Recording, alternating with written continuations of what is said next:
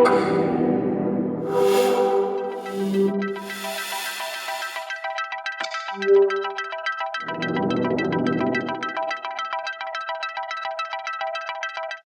ready? Okay, good.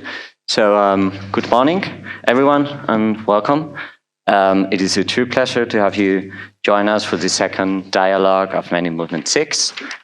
Today, we're delighted to have to welcome Evelina Johansson and Elisa Garcia, who will share their expert insights on a very critical and timely topic: Antifeminism and Misogyny, the restoration of traditional masculinities. We look forward to an engaging and thought-provoking discussion.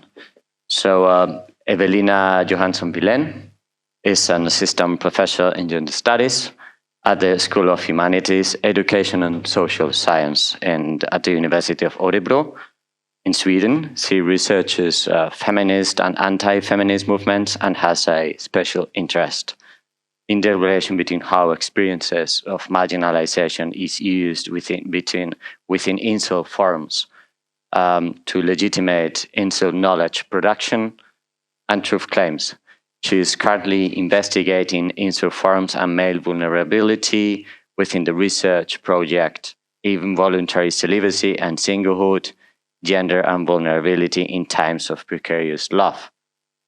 Johansson Wilén has published in journals such as Acta Sociológica, Feminist Theory, Labour History, Nora, Young, and Journal of Gender Studies.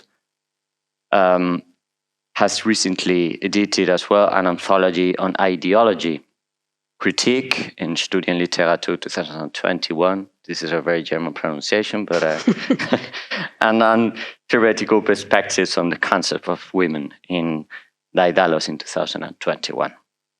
Elisa Garcia is Associate Professor at the Department of Sociology, Methodology and Theory at the Universidad Complutense de Madrid. She is Principal Investigator of the research project funded by the Ministry of Universities Divisar, Digitalization of Sexual Violence, Principal Investigator of the research project funded by the Universidad Complutense de Madrid, Divisar UCM, Digital Sexual Violence amongst University Youth, and Coordinator of the Universidad Complutense de Madrid of the project led by the Queen Sofia Center for Research on Adolescence and Youth, Masculinidades Juveniles, Identity Construction Processes and Perceptions of Gender Violence. She is part of the UCM Digital Culture and Social Movement Research Group and is an associate member of the Center for Transforming Sexuality and Gender of the University of Brighton. She has been a researcher and visiting professor at the Universidad Alberto Hurtado, Universidad Católica de Chile, McGill University, University of Brighton, Aarhus Universität, and Colegio de México. She is the author of 2 monographic books, several book chapters, and articles in academic journals published in Empiria, Feminist Media Studies, Disparidades, Comparative Sociology, New Media and Society, European Journal of Women's Studies, and European Journal of Cultural Studies. So after this short presentation, we can either maybe start with the first question just to break the ice, which is in relation to the dialogues topic. What research are you conducting and what are the most relevant or salient results? Are anti-feminism and misogyny always related to the restoration of traditional masculinities? We'll cheer off. The floor is yours. Who wants to start? Be my guest. Okay. Okay, so I just want to start by saying thank you for inviting me. It's been really nice to be here yesterday and wonderful conversations and wonderful people. So I'm really happy about that. And then after saying thank you, I will say I'm sorry because I think it's important to say that I'm not mainly identifying as a critical masculinity scholar. So I'm rather like a gender studies scholar. So in my research, I don't focus so much on masculinity, but rather, so many of you here have a much deeper and greater insight on these topics. So maybe that's not what I'm going to bring to the floor, like saying interesting things about that. But as a gender scholar, I've been interested in how misogynic incels politicize and understand their situation of being involuntary celibate, and I've been looking at kind of what kind of ideas of gender and gender relations are used in this politicization of this kind of sexual precarity. And also, how do they legitimate their descriptions of gender relations as more accurate than other descriptions of gender relations that we have circulating in society, such as feminist explanations, which many incels describe as ideologically driven. So in this sense, you could say that my research is about like how do incels participate in what Miguel talks about as kind of gender knowledge production in society, and how do they present themselves as kind of true knowledge, true subjects of knowledge, or like kind of legitimate knowledge subjects. And I've been looking at a particular part of what sometimes is called the manosphere. And I know some of you are critical about that concept, the manosphere, so I think we will discuss that later. And I've been looking at incel forums, and then particularly some of the more kind of politicized forums, such as incel.es. And now I will say a bit about masculinity anyway. So, so as many other parts of the manosphere, these forums are full of anti-feminism and misogyny. But as my research and a lot of other research on this empirical field shows, the forms of masculinity that are enacted there cannot only be reduced to traditional masculinities, whatever that is. We can discuss that as well. And a central trope in these forums is that of victimhood. And many of the men being on these forums do not identify themselves with power and dominance that is connected to this kind of traditional masculinities. And at the same time, of course, the ideal man at these forums is very much a traditional man. But yet, I mean, this is complicated because incels in some way describe themselves as superior to these alpha men. And this is really kind of connected, and this is why I'm interested in knowledge production. This is connected to their idea of incels being able to see the world as it really is. And this gives them a certain kind of control, I think. And I think that in the incel forums, like masculinity, this kind of incel masculinity is kind of connected to control that you get through knowing, through seeing the world as it is, in comparison to other people that are more kind of ideologically driven or kind of have their blinders on. And as I said, like my research is mostly based or focused on this kind of knowledge production. And what I've partly seen is that, like, if you look at incel.is, but also incel wiki, which I haven't done research on that, but I've been kind of doing research on people doing research on that. But if you look at incel wiki and incels.is, you can see that incels tend to kind of describe themselves as rational. This is very important, this kind of rationality, while other groups are understood as not rational and unscientific, emotionally driven, ideologically driven. And if you look at the description of feminists at Incel Wiki, you can see that they talk about feminists being immune to research in the field of biology, and that they only like follow their emotions. And so I think in one sense, this kind of story or this way of telling it is very traditionally gendered and relates to kind of traditional concepts of the rational man and the unscientific woman. But at the same time, as I show in my research, you can also see that they kind of incels legitimate their knowledge claims and their kind of gender knowledge production in relation to their arguments about their experience of being marginalized and feeling oppressed.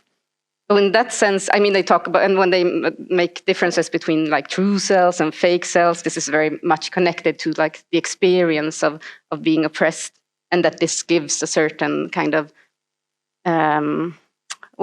access to true and real knowledge.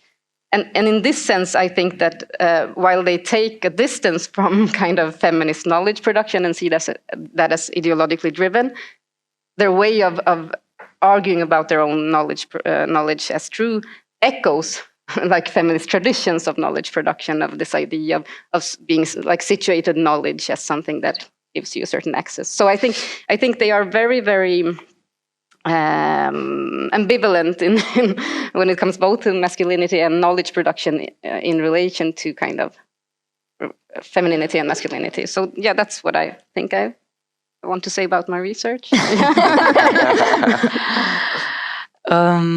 Thank you very much. Well, thank you very much for having me today this morning. Thank you, Begoña, Alexandre, Miguel, for the invitation. And also thank you for the challenge of having me today speaking in English and in dialogue with Evelina. And normally we meet and we discuss in Spanish, but I think it's a great occasion to have this exchange in English and have the opportunity to discuss with you, because we've been reading Evelina's work on incel epistemology. I think the topic is super interesting. And some of the things that we're doing at the moment, I think are somehow, well, not somehow, but they are connected to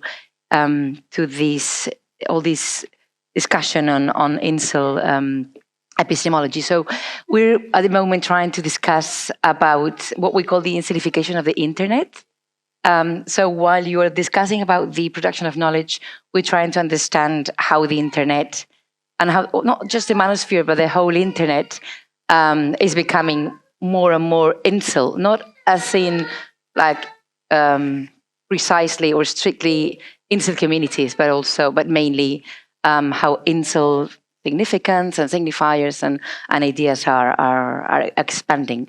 So just let me read just some notes I brought. So I'm struggling a lot to conceptualize this idea of the incelification of internet. Many of you have heard me talking about this, but I kind of like have a problem to understand what it is, because we're lacking empirical work. So I think I'm going to talk also about how we're going to do empirical work and how we're designing it, because I think it's kind of like the most fascinating part of it, also related to wiki incel wiki or wiki incel, because we are also doing it. So I guess it's kind of like the hot place to be. It's like the disco for feminist scholars studying incels. So just to let you know, do you guys know what wiki incel is? It's a Wikipedia created by incels, men or users who admit or declare to be incels. It's incredible. I mean, as a Wikipedia, as a creation of knowledge, it's an incredible place. It's got more than 1,400 articles on incel culture. And it's a very important place, not only to do research, thank you, but also because they present themselves as not radical groups of the manosphere. So it's also not only a place to generate knowledge, but also a place of legitimization of incel culture as inceldom as a way of life. So it's kind of, it's also a very, it's not only like a production of knowledge, I think it's also a political place for the incel. So when I was writing these notes, I was thinking, okay, what am I going to tell these people? Because I'm always throwing, concepts, and I'm never like kind of like developing them. So I think that when I use the term incelification of the internet, I refer to the process in which the incel subculture is becoming more influential across various offline and online places. So not only in the internet, I think offline male, not male masculine interaction is being incelificated, we could say.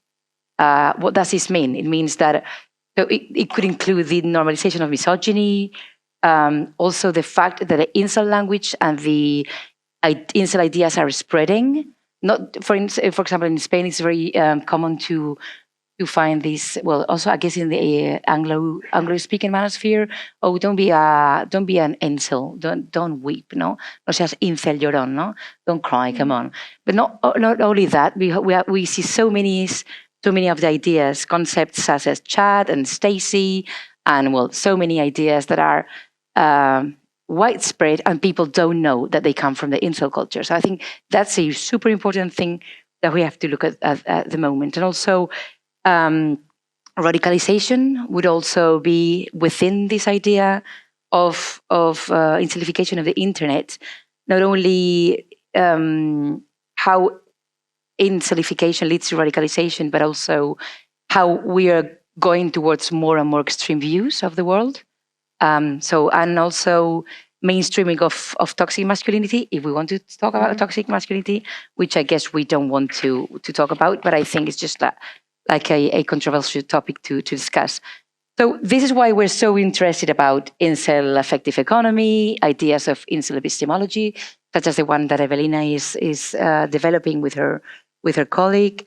But also, what I think is fascinating that we are kind of like trying to do at the moment is how are we gonna, in fact, demonstrate that the digital culture is being incelificated, but not only by accessing to like wiki, incel wiki, but we're trying to look at memes. Is that very original? Not really, Elisa. Obviously, we've been looking at meme culture forever in internet studies, but we are trying to understand, or my proposal is, what would it be to do a archaeology of incel memes? And when I think about archaeology, because I think we can speak about archaeology of memes, because we've been, I don't know, how long would you say, at least 15 years? So some of the incel memes, like Wojak, have been circulating for more than 15 years. They were created in 2009, for instance. So I'm thinking on that a archaeology of memes, or memes as cultural artifacts. Mm-hmm. So I would say that it's interesting to work not only on so I would like to do an excavation of memes, because meme knowledge and meme culture is mainly conceived and mainly condensed and mainly spread through memes.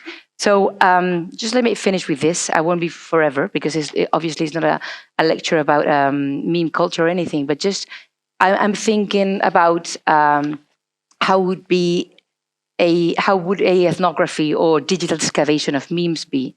So I'm thinking that, for example, cultural legacy, and also like understanding how some memes are created, how they live, how they influence, how they are incorporated in mainstream culture, and also enduring memes, how memes are timeless.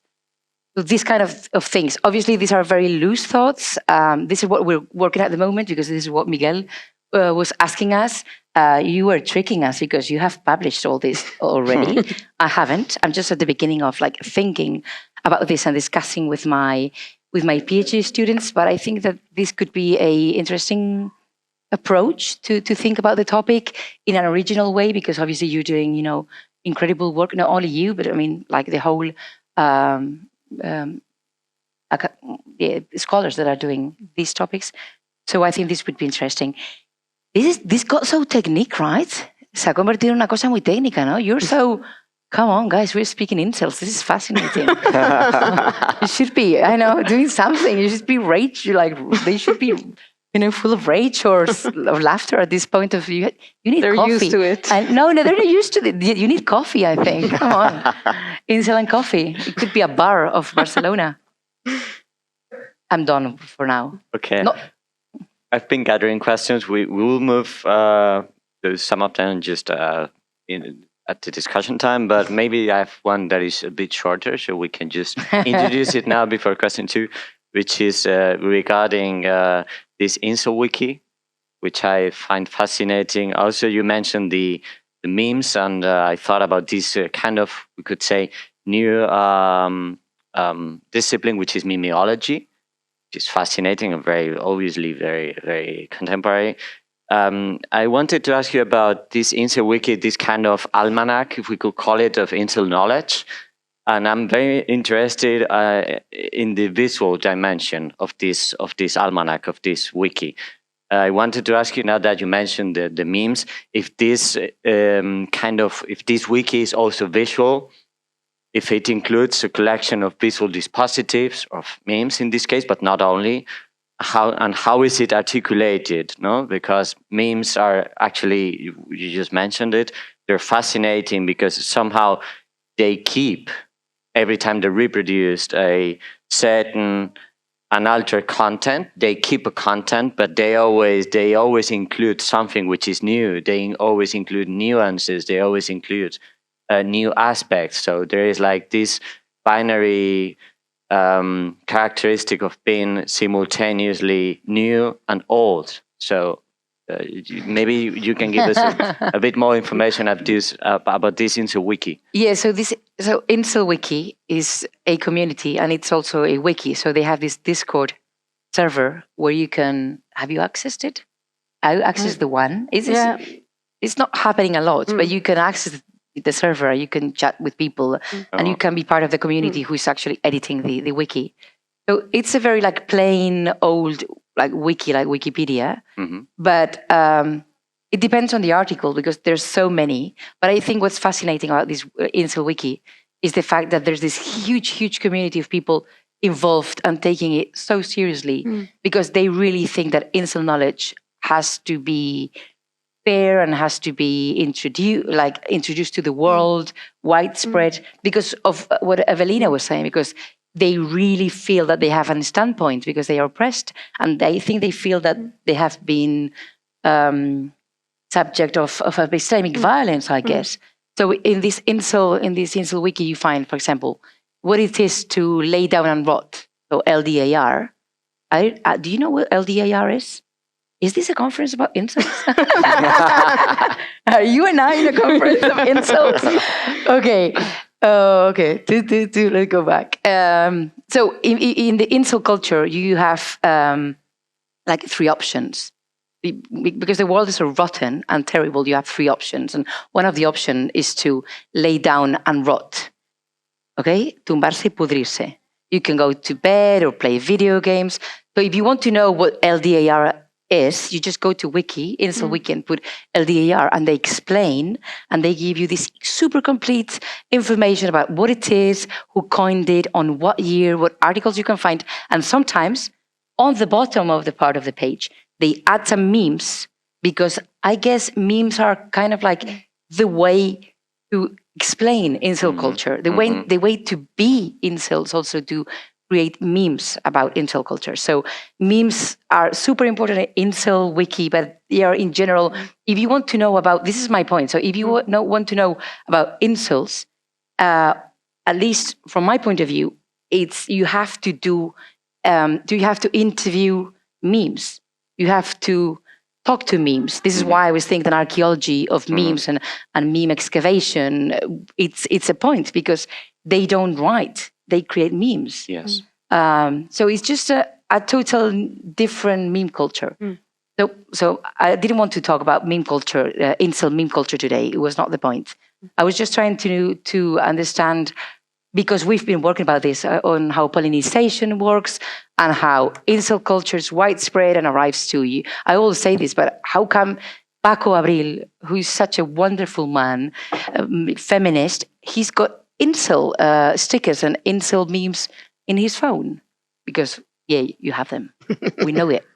You just don't know that anymore because it's so widespread and it's so banal, I guess. Do I even answer the point?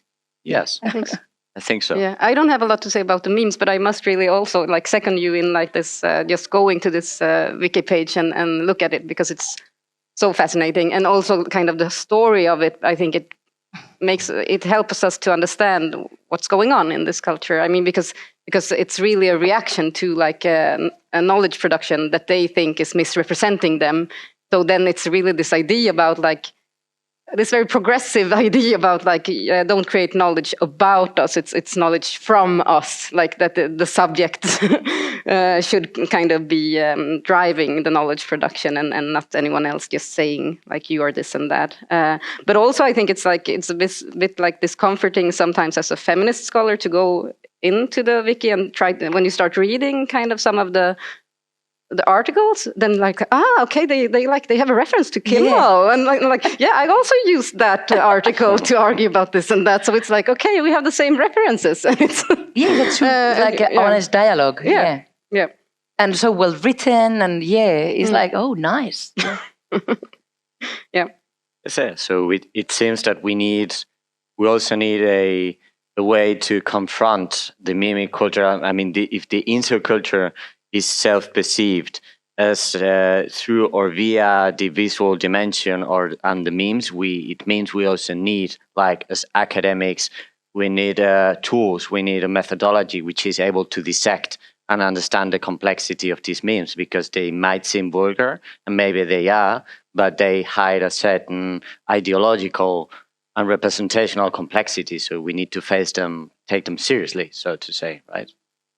Yeah, I think it's a pity. I have so many of those memes. It's a pity that we cannot show them to you. But we'll do that later because it's incredible. Too much knowledge.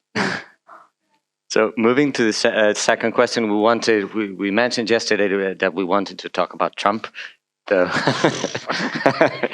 Coffee, insults, and Trump. Yeah. I'll recoin this table.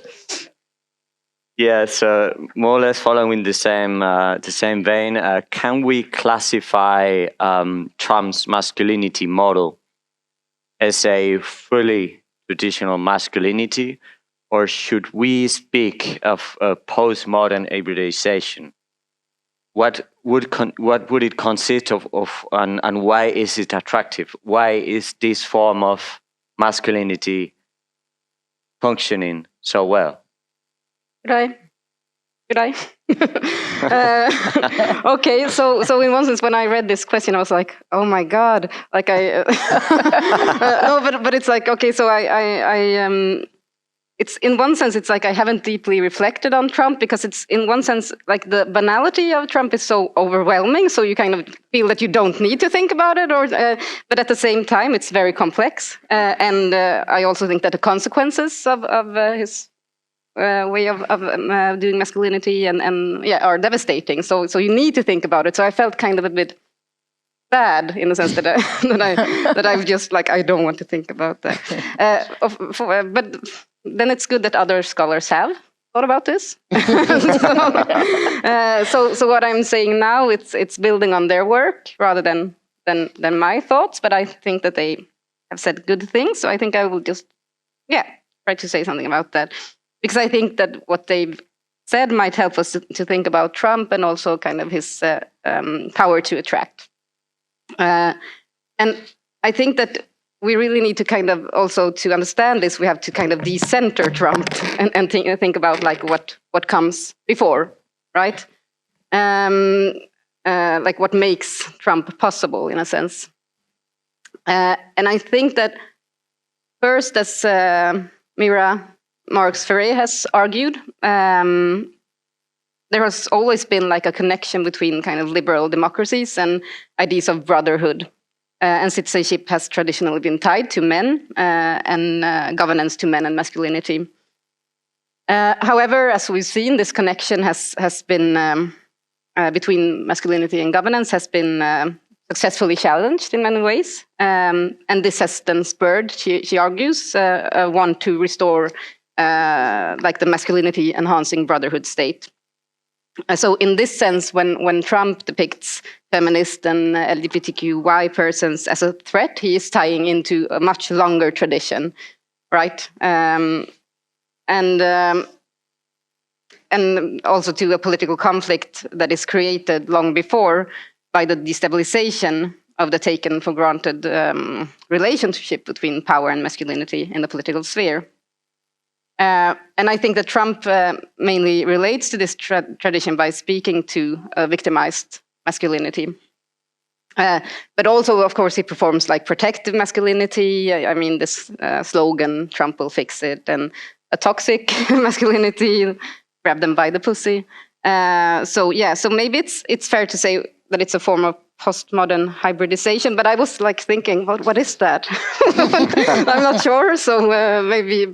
You ask the public; they can answer. You can answer. So you can maybe say, is it a post-modern hybridization or not? We can have a vote. Well, but I think that also why? Okay, so why is it attractive? I think that if we think about it as like multiple and like a masculinity form that goes in many directions, then different aspects are attractive to different groups. So I think that just one thing is this kind of like political incorrectness is attractive to many who feels that politics is just a show. And in this sense, Trump, despite that he's very theatrical in his way and very fake, I think he comes across as honest and genuine. So I think this is one factor. But I think that if we deeply want to understand this kind of popularity, I don't think that we can kind of underestimate the sense of victimhood and precarity that many groups are feeling and are responding to in different manners. And here I go back to this just kind of classic of Susan Faludi. I don't know, maybe she's totally out, I guess. But I think I just reread it and I thought like, okay. But I think that we need to think about victimhood not only kind of as a strategy, but like, okay, it is a political strategy, but why does it work? Yeah, because it ties into something in reality. So it's ideology, but ideology is not just false or just true. You know, it's quasi truth in a sense. So it ties into something. It ties into the experience of men of being a failure. And for those of you who read her book Stift, have you? Yeah. You know, she's arguing that many men struggle to meet the expectations of masculinity set after World War II. Especially as kind of economic changes like globalization and downsizing has made it harder to fulfill what's expected of you as a man. So I think this has led to many men to lose their self-esteem and a sense of purpose. And to be a bit more not like the 90s, but like a bit updated. Before Trump, I think Nancy Fraser has argued well that American politics was dominated by what is called like progressive neoliberalism. Do you know that concept? Yeah. Okay. But so it might sound like a contradiction, but you can see it as kind of this kind of discursive alliance. It's not always like a real alliance, but a discursive alliance and a use of kind of social movement language in kind of an economic interest. So you can see that like in the US, for example, that we have this economy that is neoliberal with free markets, minimal government regulation, globalization, which has like economic effects that will put a lot of people in a really bad situation. But at the same time, this is done like in the discourse of like equality and like equal rights, LGBTQI politics. So in this sense, we have a situation where like progressive politics is associated with neoliberalism and the damages that this economic system and the capitalist system has led to. And I think that this is really important to understand, that then people tie kind of their situation to other social groups and think that actually they are taking my rights and they don't like do the economic analysis. So I think we can bring in this kind of Faludian and Nancy Fraser perspective to kind of understand what people do in a situation where they are considered failures, and then and that actually Trumpism is giving these people the possibility of feeling something else than shame, right? To kind of give them a political enemy, and to kind of exchange shame with anger. And anger is much, it's a feeling that can give you certain, like a sense of contours, right? But shame is just like destabilizing you. So I think that Trump enables this kind of externalization of shame by a critique of progressive neoliberalism, and then a move to a more kind of reactionary form of neoliberalism. So that would be my analysis, but it's not mine. Yeah. Well, it's obviously yours because you're here embodying it. Okay, well, thank you for the questions. Can I merge the two questions about Trump? Sure. Because so Miguel asked us about Trump's masculinity, and he also told us to think about and reflect about these slogans of Trump will fix it and make America great again. So I think I'm going to just blend the two answers to give some insights about Trump's masculinity. So I had also never given very much attention to Trump, but it was because I'm totally flushed and impressed with Elon Musk. So it's because obviously when you have like a super, nice guy, but then next to him is a, even nicer and more handsome one. That's Elon Musk for me. So I'm being super sneaky now because I'm not going to talk about Trump. I'm going to talk about Elon Musk, but not only about Elon Musk, also about Jeff Bezos. Because with Sylvia we've written about, we thought about mostly about geek masculinities and trolling masculinities. So if you tell me Donald Trump and Elon Musk and masculinities in the same sentence, I would say I would think directly about how geek masculinities are hegemonic nowadays. So to think about foro coches and how come foro coches, like the forum of geeks, became like a, chat geek forum, maybe we would say. We wrote this paper and we drew from Condis. She works about video gaming masculinities, and when she talks about geek masculinities and trolling masculinities, she says that hegemonic masculinity has been reconceptualized, valuing tech wittiness and technological prowess over looks and physical strength. So I think that there are other things, obviously, in the stake at the moment. So the thing with trolling, so when I think about Trump, I think about a troll politics and troll masculinities. And why is it working? So the thing is that to be a troll today, so performing trolling masculinities, is how you have to be in the internet environment. It's like the way to be in the digital environment. I mean, it's not because they have created that environment. They have, designed it, created it, inhabited. So they are just like, they have shaped the internet or some part of the internet, at least the manosphere, as trolling masculinities itself.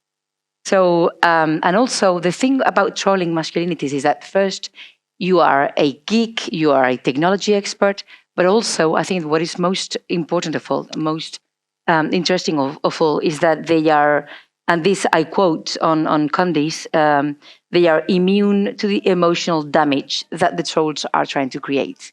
I think this is very important. Not only that you're able to do it, but you're immune to damage. So not only, and it's interesting because they are both things at the same time. So you are a victim and you're immune to damage. This is why it's hybrid and it's hard to answer. And when I was trying to understand why this Trump will fix this and make America great again, but I think Trump will fix this is even better as a statement. When I was thinking about this idea, I was thinking about something we have been trying to think for some time, also thinking with Alexandre and Begoña, and these ideas about the potential of emotions in the far right. And also we've been thinking with this idea of gender as a symbolic glue of the right-wing populism of Kovacs. So we've been thinking about what happens with the affective dimension of the manosphere. This is something I've discussed about with some of you previously, because we were for a long time, we were so obsessed with the knowledge dimension of the manosphere, the ideological dimension of the manosphere, that we didn't focus on what was happening in the emotional dimension of the manosphere. So you were saying, and this, I will pick this, you were speaking about how they managed to turn shame into rage. So they expropriated shame, or they kind of but I will add something. This is my hypothesis, and is that they are turning rage into love. So my main question is, what if the anger is no longer the predominant emotion? And you're obviously smiling at me because this is something you've said before. So it's like something very great when one says, "Oh, this is very interesting," and "Oh, I've said that before, right?" But this is good. So it means that we kind of read each other and listen to each other. So congratulations, this is a community. Thank you. Okay, so, and then I will finish with this. I'm trying to explain how come men were angry and they are celebrating and they are having this, feelings of celebration, of love, of empathy. Don't worry, someone is doing it. Someone is coming. Someone is fixing this. And on the other hand, how come women were the victims? They took the streets, they were rageous, and now they are rageous. And now they are angry. So men were angry, now they're victims. Women were victims, and now they're angry. And in a society where victimhood and victims is a moral status, we're fucked, my lady. I good.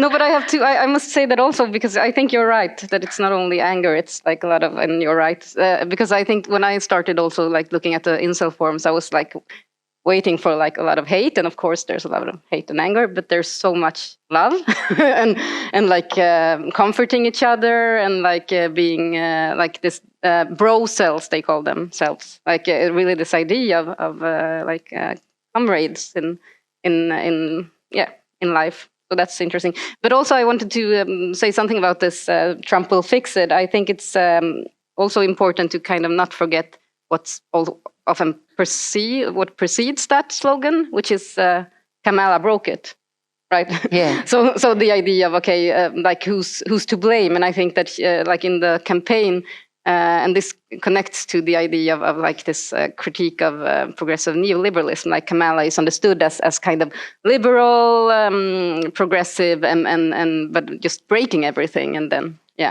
Trump comes in. Yeah. So yeah.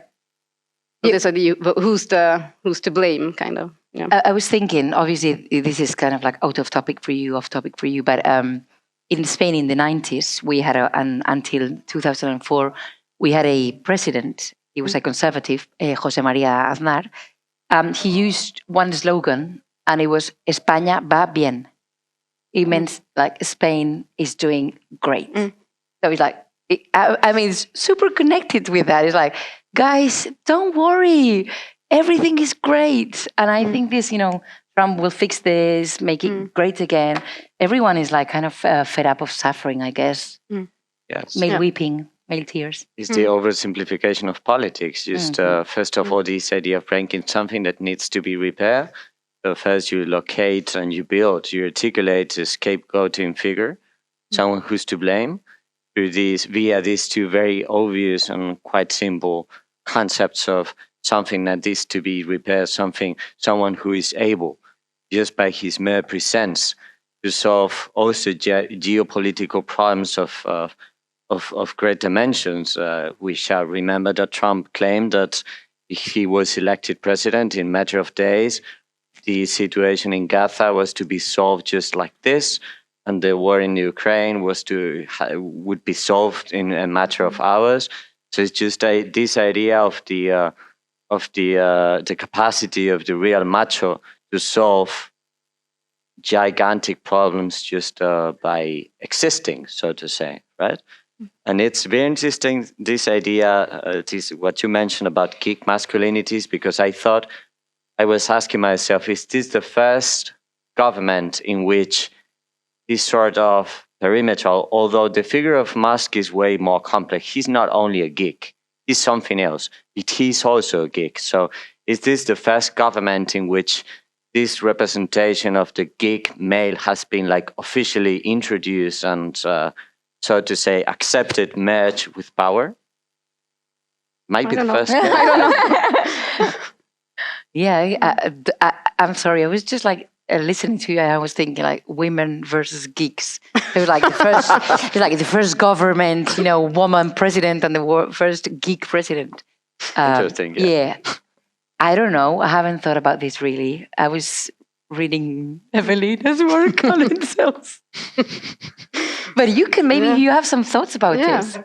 I think he's the first official, representative of the geek community. I don't know if I could think about someone else in a different government who can be compared or parallel with what Musk represents. I wouldn't say. I'd say he's the first. The first who's condensating this image of the geek man, with all of this, like this likable aesthetics, with this black MAGA cap and so on. He's just, I wouldn't say building something new, but he's incorporating something into the highest sphere of politics somehow. But when it comes to then, because I'm thinking about, you're talking about geeks and then the effective aspect, because I think that I read this article about his experience of being bullied and, and then this kind of revenge or getting in power and what are the kind of emotional aspects of geek masculinity getting kind of into power but being before, because then he's the one who ascended, right? Yeah. So and what? Yeah, I think MGTOW culture, right? So we can maybe move to the next question. So according to your research, which men are we talking about when we discuss anti-feminist men and misogyny? In your opinion, to what extent does the manosphere exist as an identifiable and then delimited space? This is very obviously this big topic. We were discussing about this yesterday. I think you started our talk with kind of touching on these questions about the incelification. Yes. So I think you should be leading this. Okay.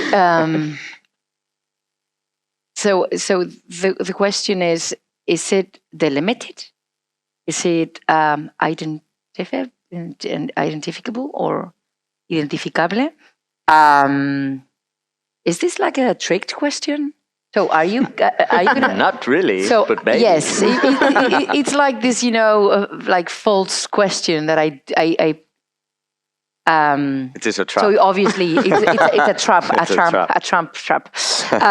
Obviously no. So the manosphere is fluid. So I understand that you can be critic about the fact that we use manosphere. Because it's just a analytical tool to think about what's happening, and it's unbound and it's fluid. So it's very, very hard to explain the boundaries. But when I talk about the manosphere, because I kind of talk about it a lot, more than I would want to, I think the fact that it has no boundaries and the fact that it's fluid, it's the very nature of manosphere. This is why we're using metaphors such as conglomerate or space or landscape, because really it has no boundaries. And that is very a digital culture. And also when I was thinking, I'm sorry, I'm kind of going somewhere else, but when people asked journalists, for instance, they call and say, what is the manosphere? And I say, I don't want to talk about the manosphere.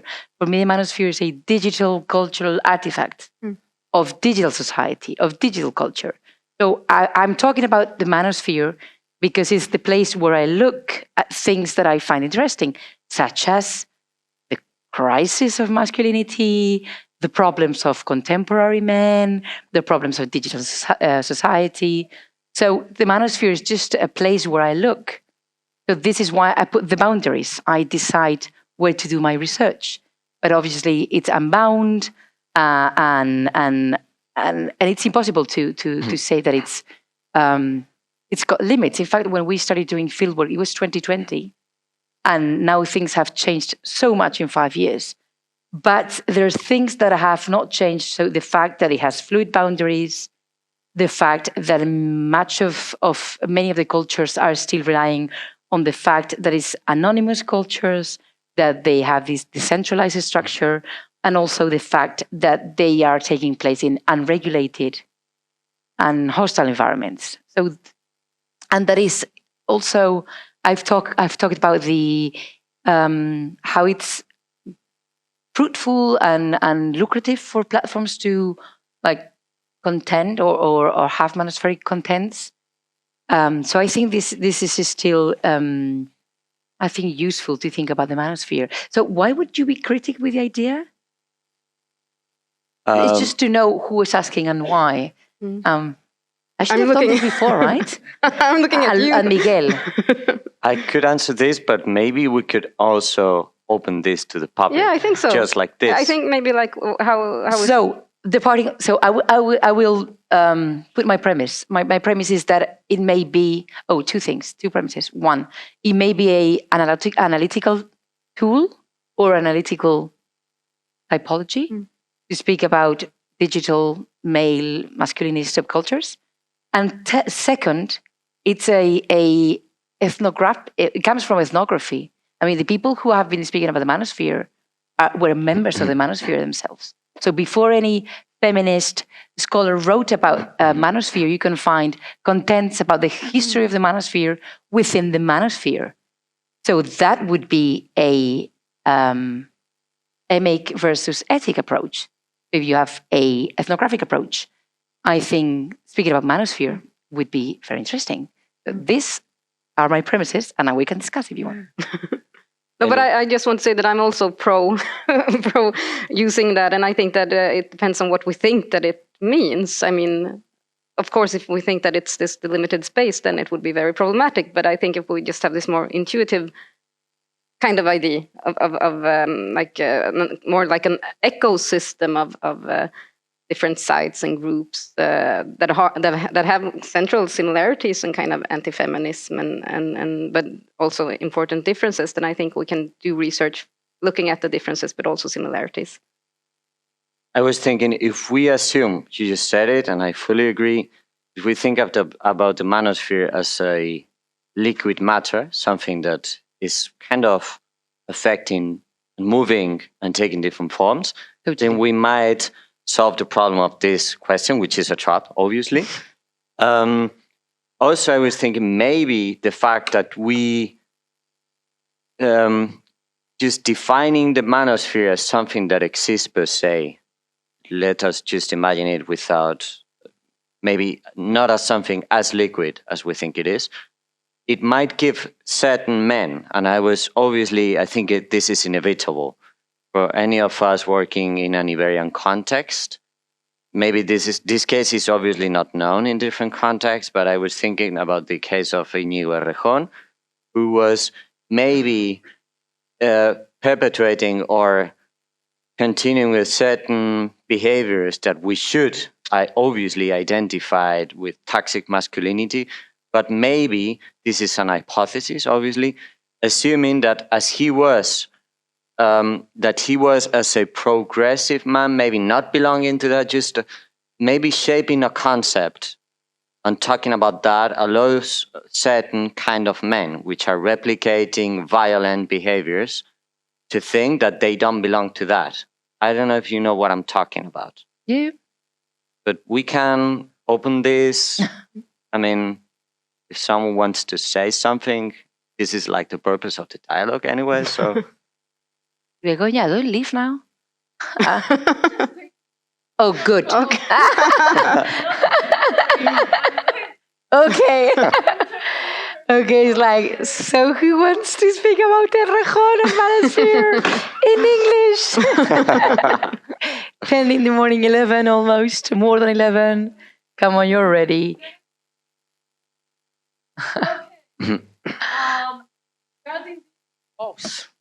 Regarding, thank you very much. This is just out of the world conversation and dialogue. And thanks for opening the floor to everybody.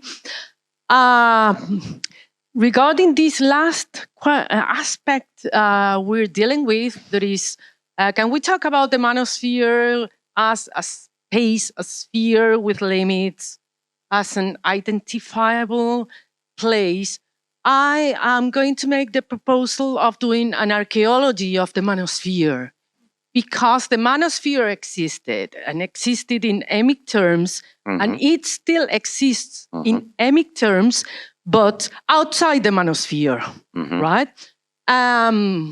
When the Errejón issue emerged, for the people who are not familiar with the Spanish context, Errejón was a left progressive feminist, anti-machoist left politician in Spain who was publicly accused of sexual abuse and harassment.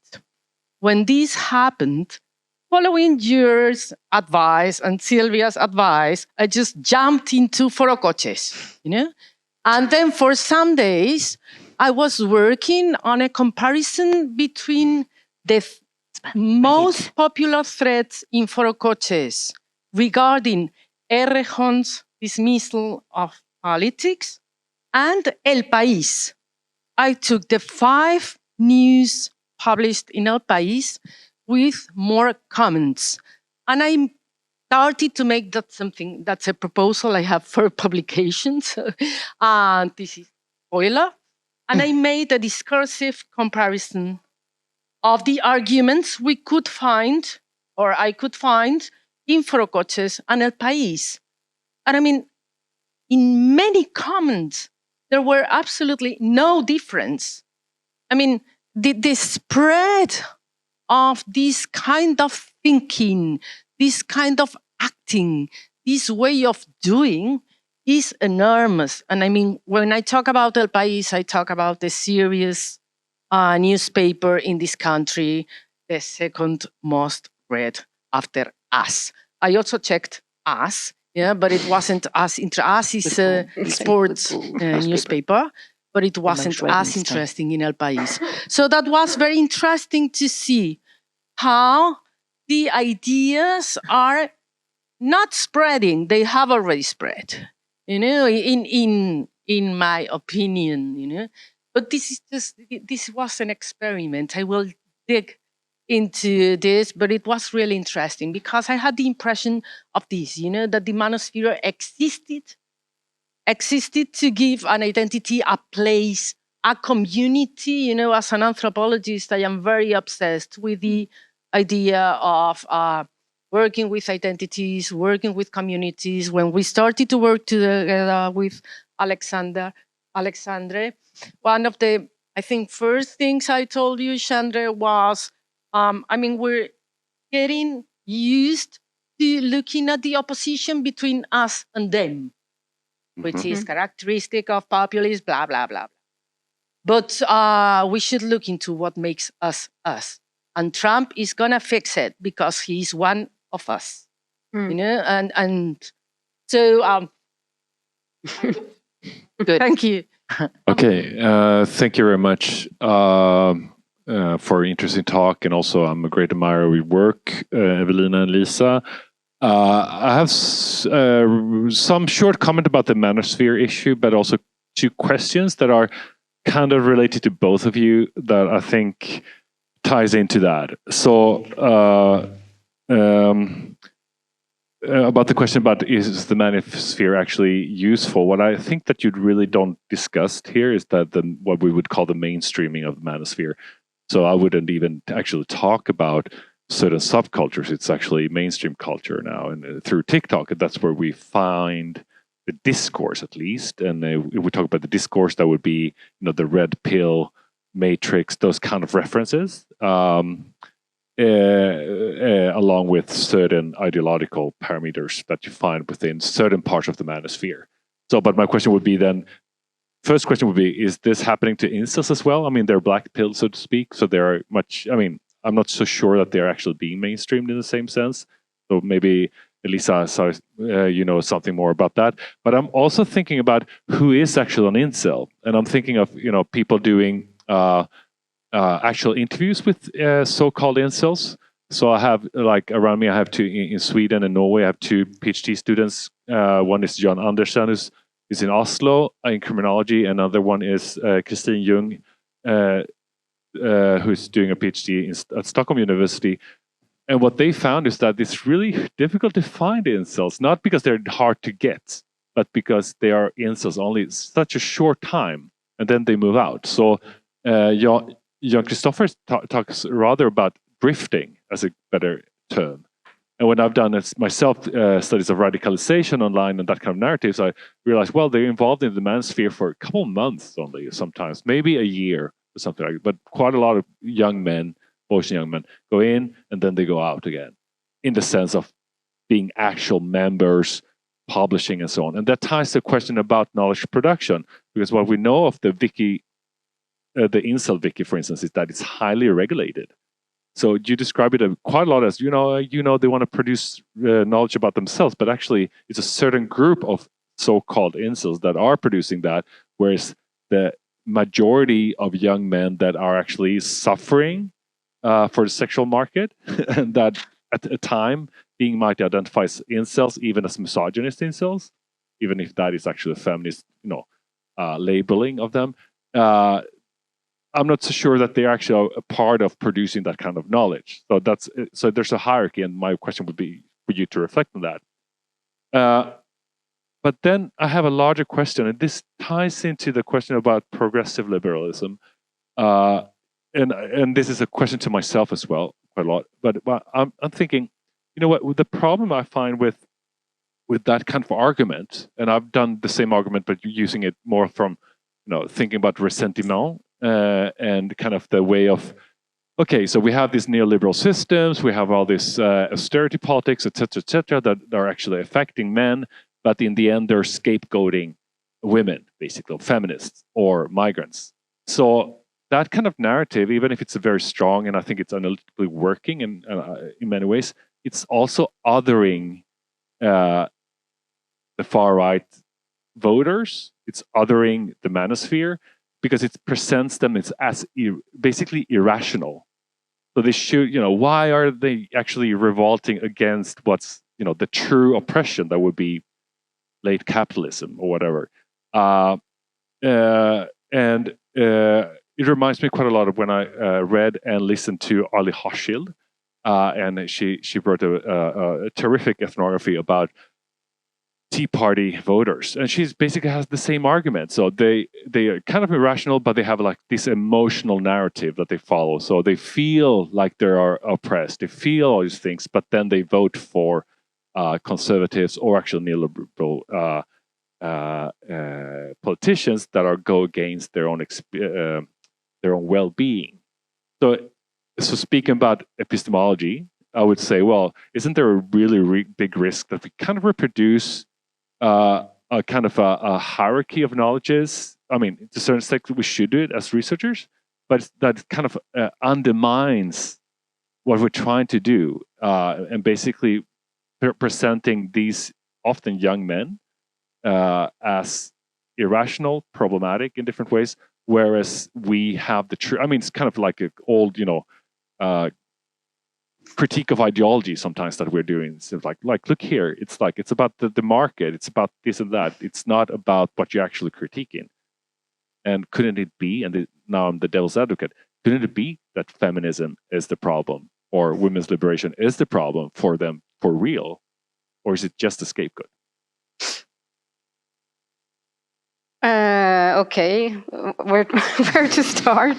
Okay, I think that yes, of course, it's like if we look at the incel forums and like who's producing knowledge, and that we have this clear hierarchy, and that most people engaging in these forums are not like the ones holding the stick in a sense, but I think what's more important or interesting is not kind of, is it really a place for like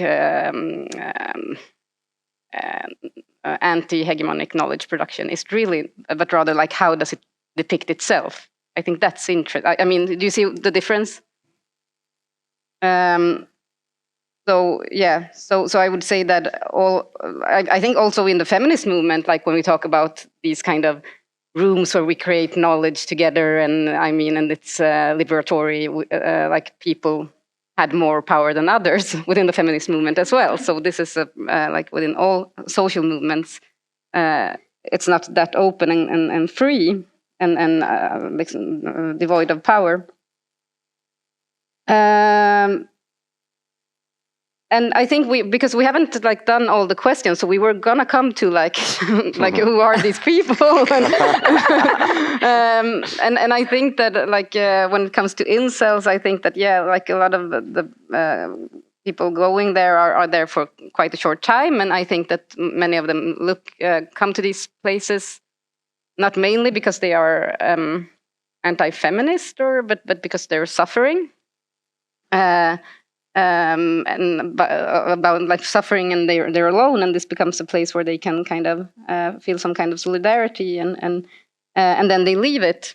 But then the question is maybe to you, Lucas, multitasking and listening, but to you, Lucas, maybe that like there's a risk that we end up in the things that you criticized about Kimmel yesterday, right? About this, thinking about it as a question of maturity, because I think that the fact that they've been in these forums, like some of them will move away from there and not being kind of incels anymore, but some of them will have a kind of an ideological education there, and then this will affect their way of understanding stuff, even if they're not active at the forums. So yeah. And then when it comes to progressive neoliberalism, I mean, I don't know if we share the same kind of what we want to do. I'm not sure. We have to discuss that later on. But I think that there are ways of understanding the world that are more accurate than others. And I think that there are ways of arguing against kind of, like even if I want to understand incel gender production about gender relations as something that they do honestly, that they really want to understand what's going on, I think that there are ways of kind of, from another perspective, saying like, no, you're not right. This is not a problem. Yeah. So I'm a bit more. I don't know the word, but yeah. So I don't see it as a problem to kind of disqualify someone's understanding of things. Yeah. Thank you, Lucas, for the questions. Oh, they're nice. Begoña, can we have like a full day with this? Can we have like a full day, like a podcast, like 10 hours with just them? Okay, some loose thoughts, not very like knitted or anything, but so.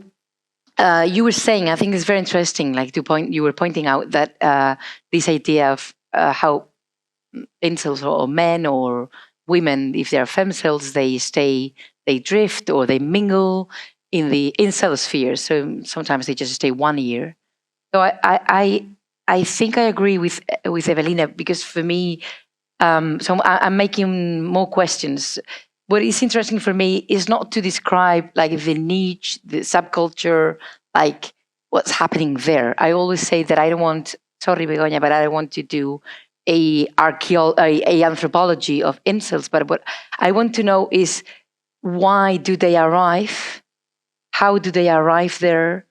And even though they stay for 1 year or less or more, I think the point is what you were saying is, what do they take? And something, so my question is, can in celibate be something that you embody? So if you embody it forever, you take it, you spread it, is what you were saying. So these were my thoughts. And I was thinking about how you were saying what it is to be a feminist, because also when you have this, feminist kind of like red pilling, you also have some time to go, you go in marches and manifestations and you are more active and militant and then can you kind of embody, the values of feminism. And I was thinking about Sarah Ahmed and living a feminist life. And I was thinking maybe we could use this analogy to think you can live an incel life. So after being, belonged into these communities, maybe you could just like take that forever. And also the fact that, and this happens in Forocoches, this is Spanish Reddit. You have people who have belonged or they have been part of Forocoches like since 2003. And they are kind of in their 50s or even, 40s, 50s. They don't do the same kind, they don't have the same kind of belonging and content creating at like that they were doing when they were 20 or 30.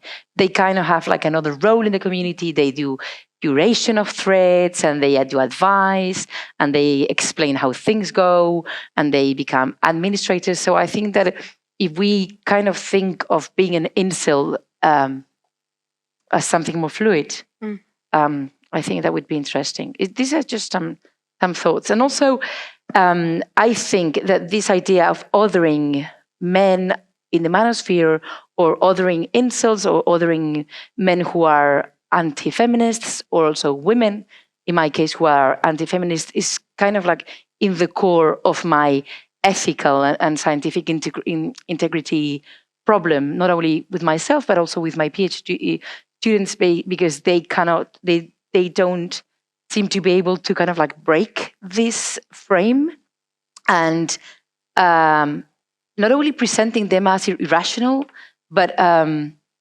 not. I think at some point dehumanizing them, like not seeing them as like people with dignity and humanity. So in the last months, we've been writing with Anita. Anita Fuentes is one of my PhD students. She's writing about manosphere in TikTok and how like gendered affordances of TikTok are, allowing new forms of the manosphere.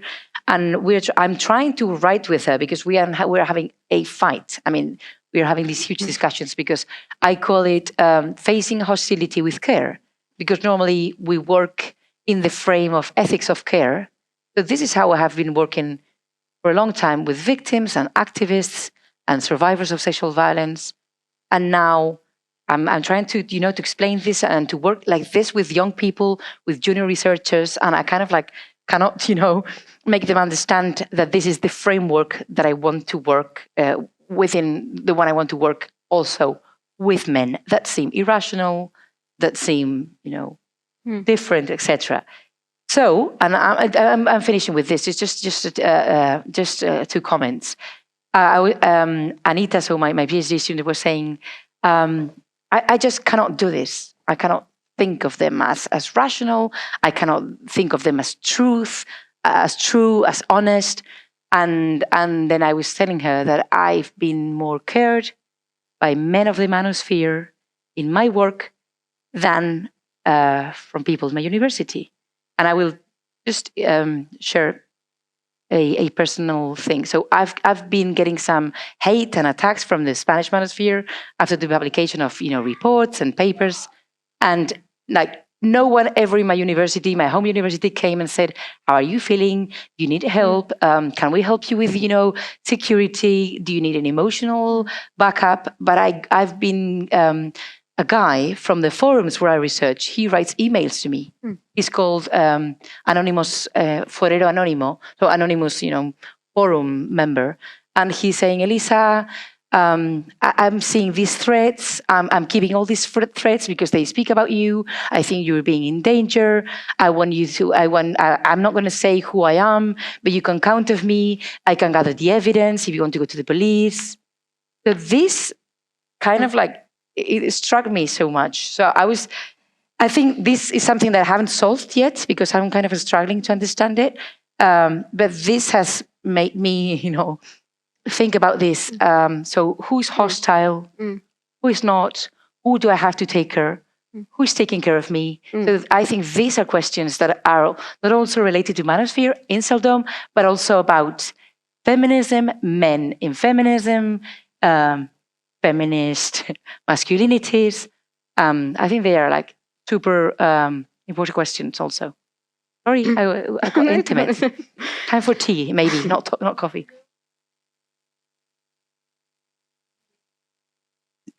Hi.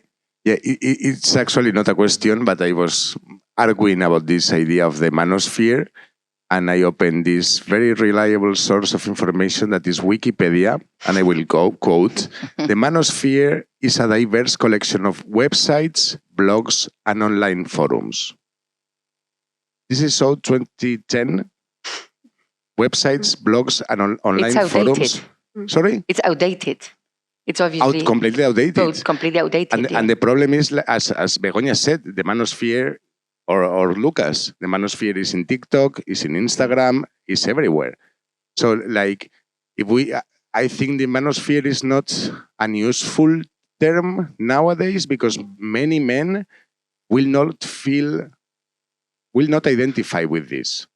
They will completely think, they will be in the manosphere, we can say that, but I think we should put the accent into the ideology, the anti-feminism, and they will think, okay, no, I'm not in the websites, I'm not in the blogs, I'm not in 4chan or Reddit or Foro Coches or whatever. They don't need to be there, but they will have these anti-feminist feelings, resentment, and feeling of being displaced, humiliated, everything that you are mentioning, but they will not consider themselves to be in the manosphere or to be anti-feminist or so on. So I think like with the framework when we are using this term leads us to a not realistic representation of where is the problem or what we should do with this. Yeah, thanks. I'm wondering what's the definition at Incel Wiki. You should compare them if they are a bit more on topic. But I just wanted to say something about the rationality as well, because I think that, like, what is it to understand someone as rational? For me, to understand someone as rational is to think that it's someone that I can disagree with, right? And say, like I wouldn't do that with, like, if I discuss with my husband, I think that I can disagree and he will understand, like, but if I discuss with my 4-year-old, I mean, that would be on another level. Do you see what I mean? So then saying, like, I think you're wrong because of this and that is not saying that they're irrational. It's taking them as rational and thinking that you can actually have a discussion about, like, what's going on. Is this an accurate idea of, yeah.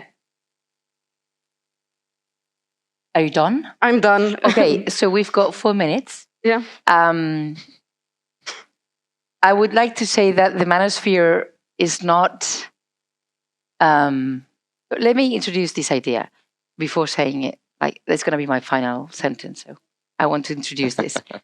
So, some time ago, I interviewed, so there was, just like to give you some context on the people who are not based in Spain, because we had this huge case on gang rape called the Wolfpack case. It happened in 2016. And then some Catalonian writer, Jordi Casanovas, he wrote a theater piece using the, pieces of the interrogation and the of the police and the sentence and all the process. And then Miguel del Arco, who is, this very well-known theater director, he put into scene, and it's called Jauría, which would be is a piece of theater to explain not about the case, but how judges interrogated the victim and the perpetrators, and all the re-victimization process.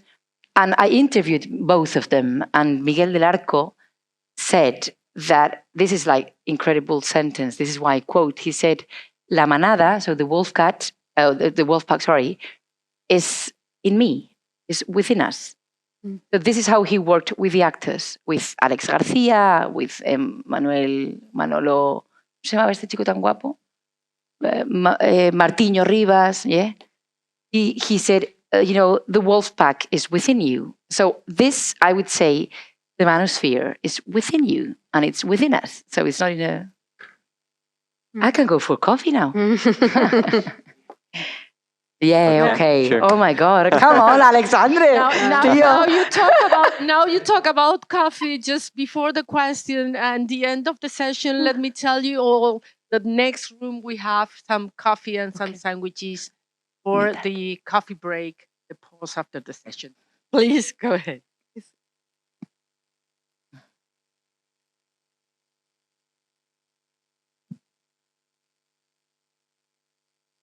¿Ahora? ¿Sí? Yeah. Gracias. Thank you very much to the three of you.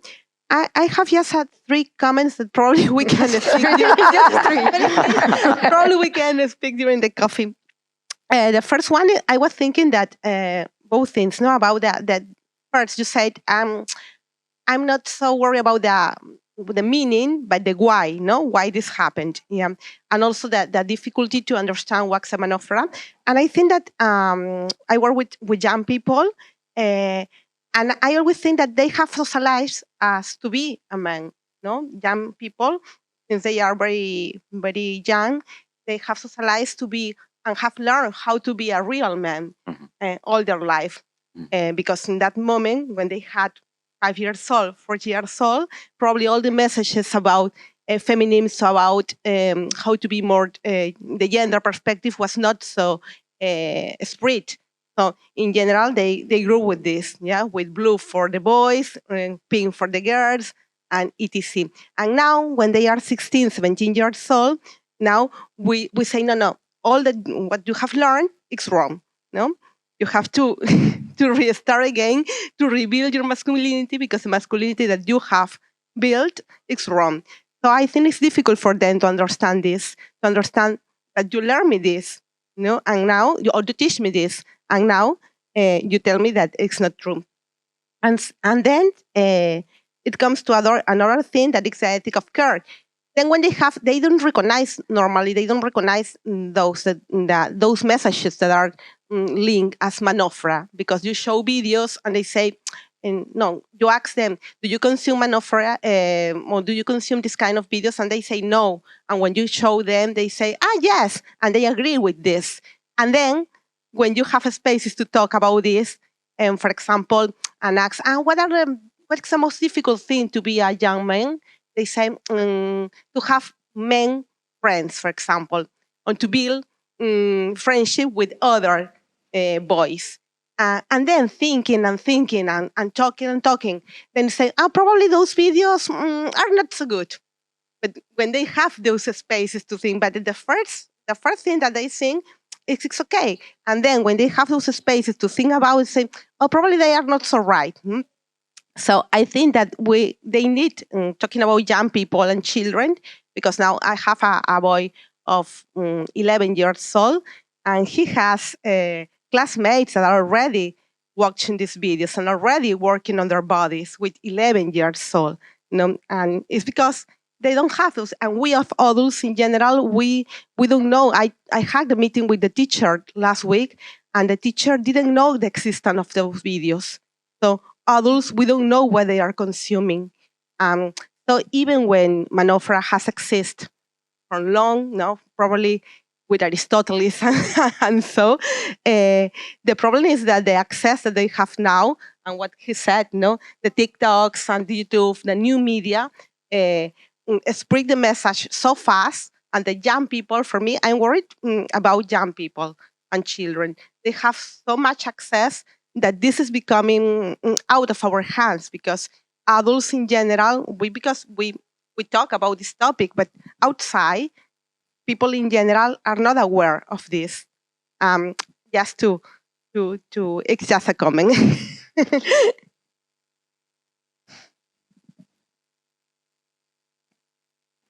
So, thank you again for this fantastic discussion. I believe we can actually continue with all of these topics, drinking a coffee or a tea. So we'll see each other in the next room, and thanks again for joining us. Thank you. you.